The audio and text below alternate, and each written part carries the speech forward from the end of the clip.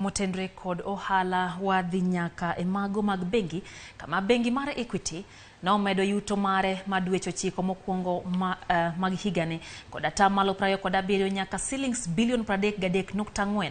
Jatatije mar Bengi no James Mwangi nowacho ni medruok makamano kowuok shillings bilion 26.3 manoyudre kinde makamano higa mokalo kel kod nyinyo ma Equity juogo ewi hola kod duoko piny omenda ma bende Bengi no tiyo ge timo hala.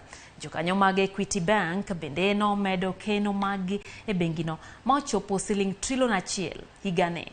Bengi machielo mar Family Bank bende yuto mare no medore kod atamalo 39 e kinde mar dweche 9 go nyaka shillings bilion 2.5 kowuok bilion 1.8 higa mokalo. Jatatije mar Family Bank Rebecca Mbithi wacho ni medruok e yuto mar Bengi no kel kod jokaw hola ma osebet ka chudo maber mokalo kendo duoko lal ma ikelo kod gope ma ok ochul piny.